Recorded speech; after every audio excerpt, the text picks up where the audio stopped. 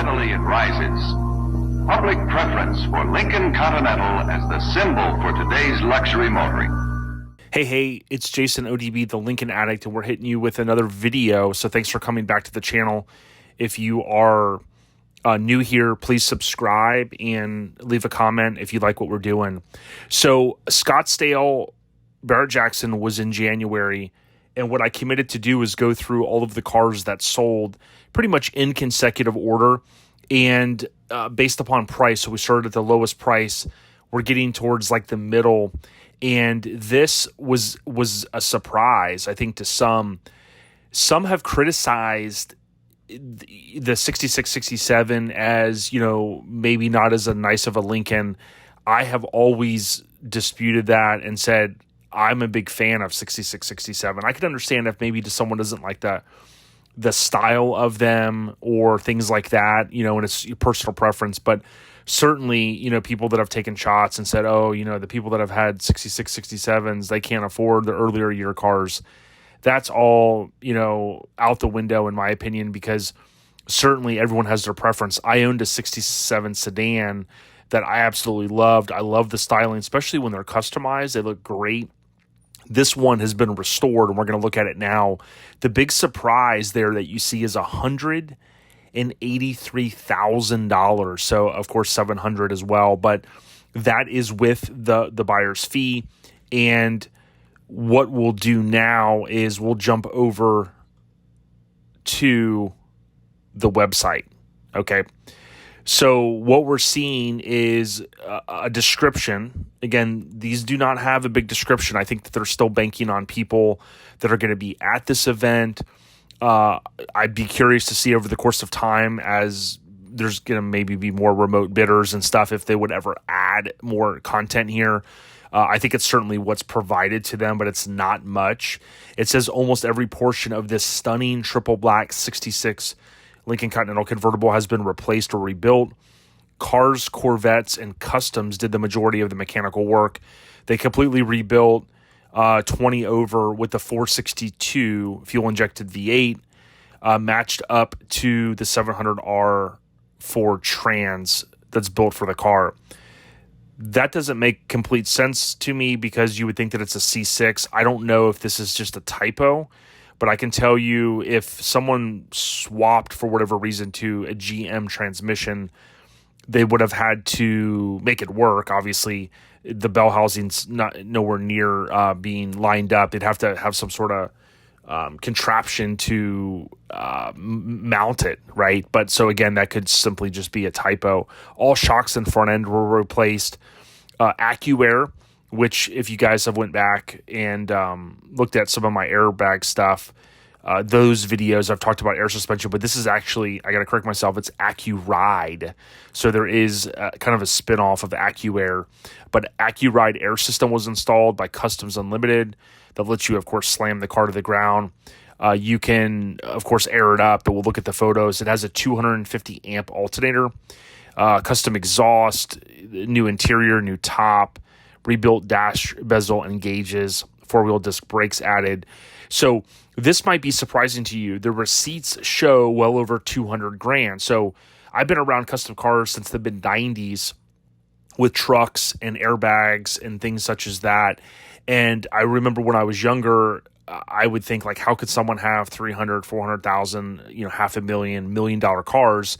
Obviously, there's builders out there like Chip Foose, Troy Charpana, and a lot of guys that build just unbelievable one-off cars. The 200,000 might be surprising to you on this, but what I would say is if you were looking to buy this car, those are the type of things, those are the questions I would ask. Hopefully, like if this wasn't through Barrett Jackson, or maybe if it was and it was on site, maybe you would have had an opportunity to flip through a book with all the receipts or something.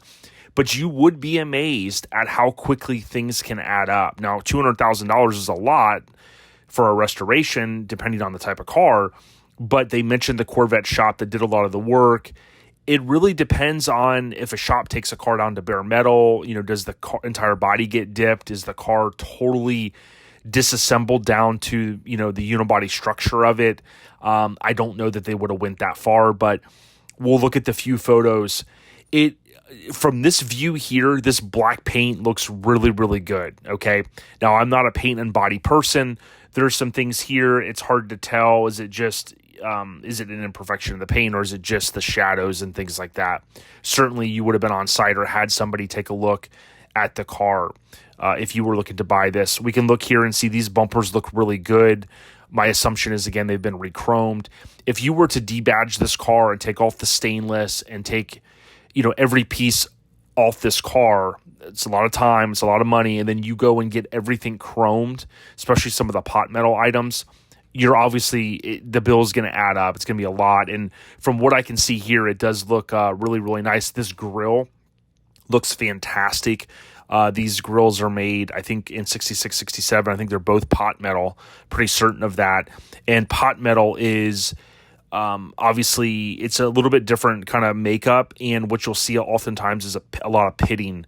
It's very tough to find a 66, 67 grill. They are different, but I categorize those two together because they're very similar. When you look at a 66, you look at a 67, you often, aren't going to know right away which year it is. Now, there is a different bar count. So if we look here, we've got 1, 2, 3, 4, 5, 6, 7, 8, 9. If I remember correctly, in 67, it is 11 bars. So it is a little bit different, very subtle. Again, this looks really, really good. We can see the hood ornaments here, and we have the antenna, which is almost down, all the way down. And oftentimes you'll see a screw right up here that's holding the peak molding on. And I've talked to different people. Some people think that it was a factory item. I do not believe it was. I know in my 67, it did not have a screw holding it on there. I think typically the little clips break, and over the course of time, someone screws that in. You guys can chime in if you happen to know for sure. But I seriously doubt the level of detail that these cars were built from the factory if they would have just drilled a screw through there to hold it. I'm pretty certain that's not the case. We can see here a rear three-quarter shot. It is a little tough here with Barrett Jackson. Whatever photos you submit to them, they do watermark. I had, again, a 67, so very similar, if not the same bumper and bumper inserts here. This looks a little close here on this bumper end. I don't know if it's just not adjusted correctly. There is a little bit of adjustment there when you loosen the bolts, but it's kind of hard to say. But a little bit of gapping here and a little closer gapping here, so probably just not gapped properly, but it's kind of hard to tell. This, you can see, kind of is the lower stance. They didn't share a lot of details on the air suspension, so we don't know if it was a shop-made kit or more of one of the usual suspects in our scene, like Devious Customs, for instance, that makes kits for these cars. It's very hard to tell, of course, if we don't see photos underneath or if they don't provide those details. Something to point out is it does have the option for the retractable top right here via the key. So I've said this before, and if you're new to the channel, this option here that you see where I'm circling to put the key in and put the top down or up, that is an option. It was not on all of the 66, 67 convertibles. Now, by the way, in 66, there were 3,180 convertibles built. In 67, it, of course, declined by about 1,000, and it was 2,276. So, remember, 66, 67, very similar. The design changed after 65, and then you did see a decline in the amount of sales, right? So that's how many were built, that's how many were sold. The thing that I would tell you is that, again, these maybe make it a little bit more desirable, so the numbers are a little lower, 3,180, kind of in line with even some of the earlier year Lincolns, but certainly from the rear three-quarter shot, it looks really good. Now, I know there's a couple of different tops that you can purchase. This one doesn't look bad. I'm not an interior expert, so I don't want to say what material it is, but you'll see a couple of different looks on this on these tops when you buy them, or if you're looking at buying a car. It's certainly preference. When you go to buy them, there's a couple of different materials that you can choose. Not going to go to too much detail there. What we can see here is The dash does look like, which I would assume these typically have a crack in them, and you can see where it has. From my understanding, my 67 did not have this. I'm pretty sure someone went and had, this was done with interior work, which is fine to me. My buddy Tony had the same thing in his 68 Coupe, and his dash looked awesome. He has since sold that car. Wish I could have picked it up, but I just got too much going on. And in this car, this looks really nice. And again, this car isn't 100% nut and bolt restoration in terms of like LCOC standard. This is more, it's custom, it's got air suspension, it's got aftermarket wheels. You're going to see things like this. And to me, that's great. If you're looking for 100% accurate down to the dealership or the OEM specs, obviously, then you wouldn't be going for some of this. But this dash cluster looks great. I think overall, these, typically will look nice if they're maintained and cleaned and things like that. And this all looks really, really good in here. We can see here this insert, this pop-in insert. I'm pretty certain these are not factory. And I'm saying that with a disclaimer because I know some people chime in and go, you missed something and things like that. Keep in mind, this is for entertainment only. I enjoy doing these. My channel is not monetized at this point. I'd love to get to a point where maybe there is some monetization, but this is for fun. Many of you chime in and appreciate these, and if you do, thank you. If you don't, like I said, no big deal. There's plenty of YouTube channels I follow, and there's millions of channels I don't, so it's not hard to unfollow a channel, certainly, no matter how many cars you've built. But this right here does appear to be, obviously something that someone made. This is going to be preference. There are a couple guys out there that make these setups, especially I know Nick at Slab Shack. When he does custom Lincolns, he does some different inserts here and whatnot. But when you look at the interior, this all looks kind of good. Now, if I'm going to be critical, you've got almost $200,000 car. They are missing this little piece here. So on each of these pull tabs, right, to close the door, which I don't even know how many people even use this to close the door. Typically, I would just grab here and kind of shut the door, but these are obviously from the factory, and you don't want to rip these off. These things get real expensive. These little, these are plastic, kind of a plastic material, and they tend to break over time. And so I could see why someone would want to close the door here. But this little cap, you could see one right here. These do tend to get lost, and these get kind of costly to buy these. Of course, there's 2 on each door, so there's 8. But if that is missing, that might drive you nuts, and you may end up calling Lincoln Land and talking to Chris and team and buying one of those. But certainly kind of getting harder to find, I think, overall, because people, they do lose them. They kind of just pop off. What I would think is as people break them or they fall over the course of time, they're just lost and misplaced. It does appear to have the original floor mats in there, and these are also, I believe, reproduced. We can see that there is a custom kick panel in here, kind of going along with the theme of this is a restoration, yet, minor, dare I say, resto mod. It does have the 462. Again, you can see here in this photo a little bit of the gapping. I don't know, this side just looks really, really tight. So if that had been me looking to buy this car, I would have wanted to take a look at this and see, did they just not, with the amount of money, and this is where you can get the other side of it. You can have someone say, well, for $200,000, in receipts, and this car for selling for $183,000, shouldn't it be dialed in more? And we could argue until the end of time over that. I know Nathan Wilson does amazing restorations, and his version of a restoration is totally different than a version of a restoration that a lot of other people do. Nathan pulls apart wire harnesses and cleans them and things like that. He's covered that in some of his videos in the past, but certainly this is a little odd on why this is not gapped, in my opinion, correctly. You can also see on these covers here. So these are, as I've said before, this is not a tail light here. That's a reflector on both sides. These tail lights on the left and right, they have these little covers, and you can see all the pitting here. These are also made out of pot metal. And why someone would possibly rechrome bumpers and do all of the detail work and have a $200,000 restoration over the course of time, why they would then miss little things like this or decide they don't care. is beyond me, but it is what it is, and just want to point that out. The bumper does look really, really good, and these little bumperettes on the middle, they look good as well. We can see inside the deck lid here. Now, I am going to do a review, hopefully in the coming weeks, one of the last cars that sold on Bring a Trailer. And as I've always said, these deck lids are something you have to investigate. You have to look at these. This one looks really, really good. I love how at some point this car obviously was repainted, and they took the time, whether this, I'm not going to say it necessarily came off because this looks like it's been there, but this looks really, really nice and clean underneath here. I don't know if they just shot it with paint and taped up some different areas or what they did, but certainly these can look a lot worse. This one looks really, really, really good.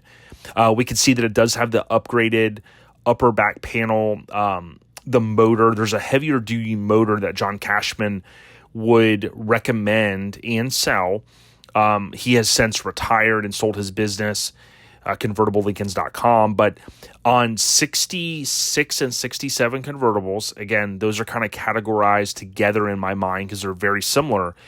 My recollection is that the flapper weighs more, and they do recommend a heavier duty motor for those. So, like if you were having problems with this, what we kind of call the hockey puck right here, if you were having problems with this and you had someone like Brewer or you sent it to Cashman and this was rebuilt, and John knew that you had a 66, 67 or whatever year, you had told him, he's going to recommend other things, including the bigger motor. I think this is the bigger motor, based upon seeing this here.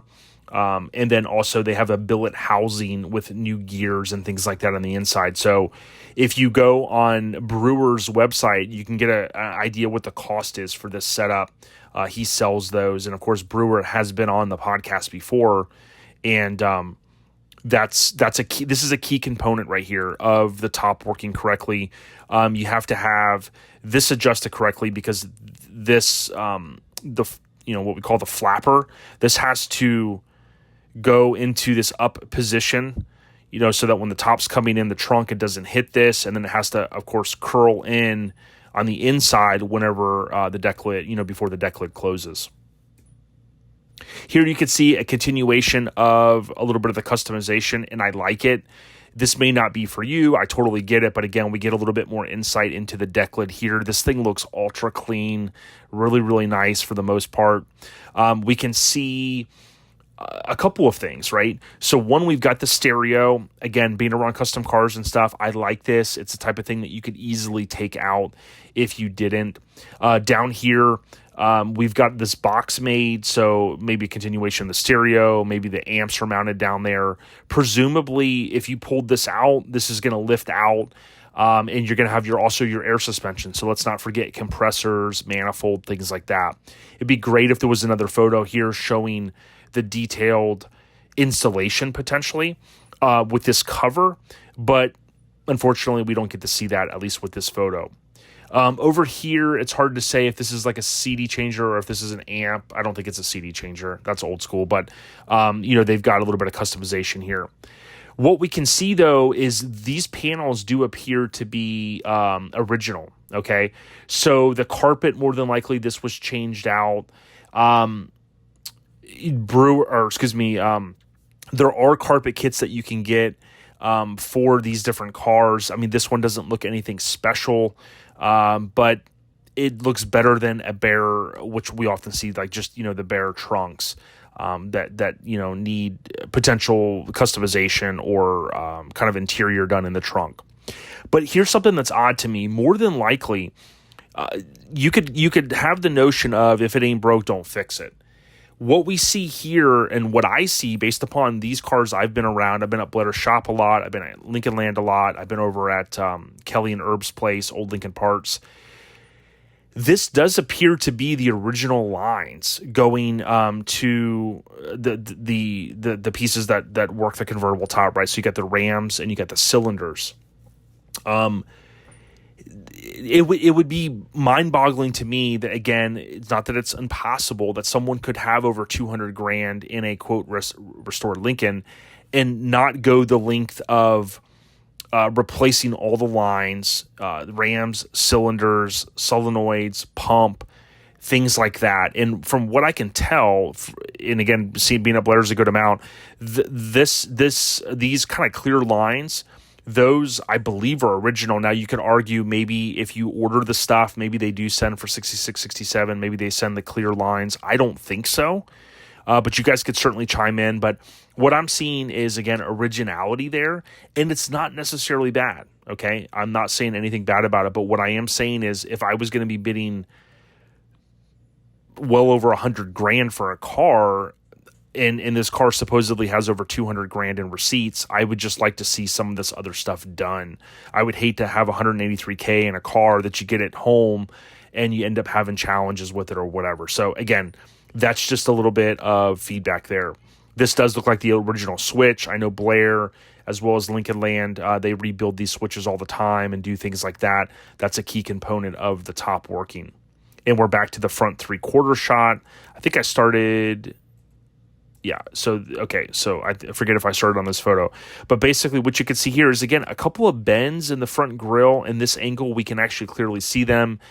A little annoying, again, for a high-dollar car. We do know it's a 66. As I've mentioned, the star was on the front fender. That's a key giveaway.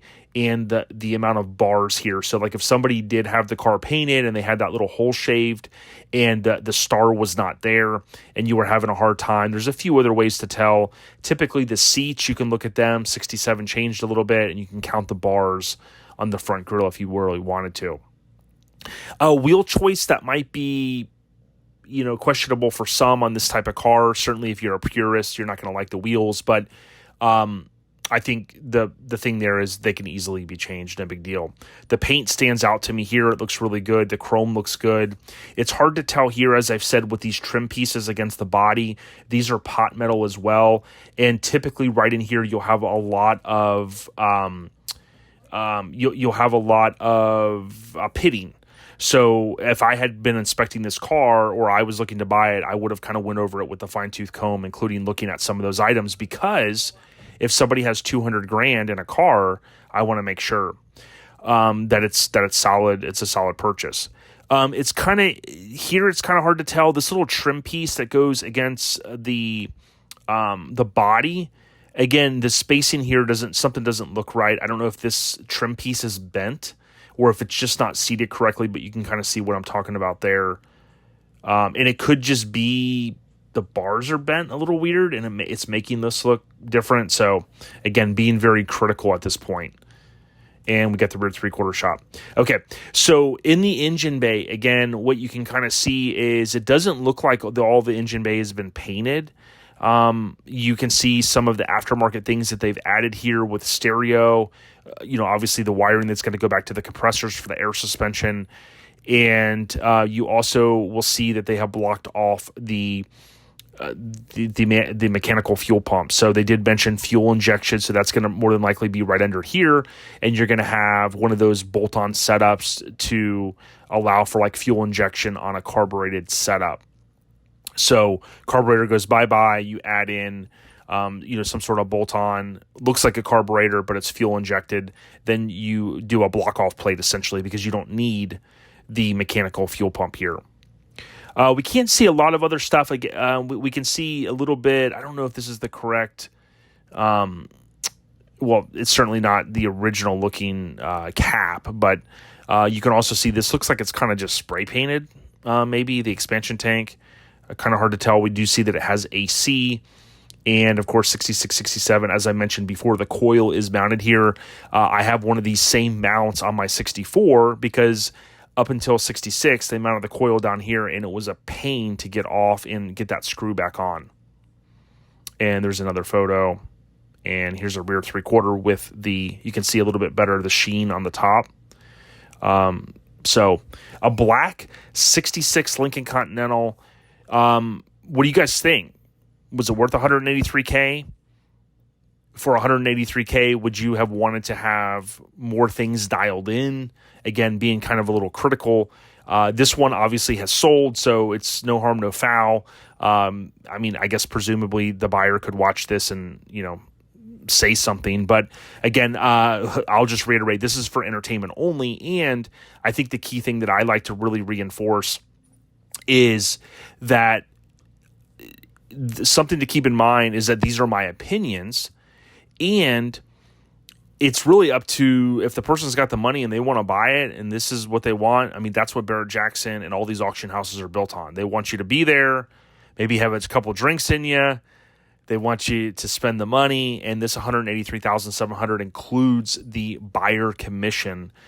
So the hammer price would have been a little bit lower than that, but certainly a big surprise, in my opinion, that a 66, 67 got up to the level that it did. I mean that with all respect, because I'm a big fan of these years. And I guess in closing, what I would say is we are starting to see the prices on these cars continue to creep up, including past 65. So you could even argue 68. They've got the coupe sedan, and then you've got 69 as well. They kind of 68 is very similar to 66, 67, and 69 deviates a little bit. But again, you're starting to see the prices creep up across the board. This is one of 3,180 built for 66. So I hope that you enjoyed the video. Leave a comment, subscribe, share it with anybody, including your significant other if you're looking at buying a Lincoln, and let them know the prices are on the rise. And ODB said we better find one now before the prices keep going up. So let me know what you guys think. And this one also lastly does have the 462 that was used for 66, 67, and part halfway or so of 68. Take care. We out of here. Peace.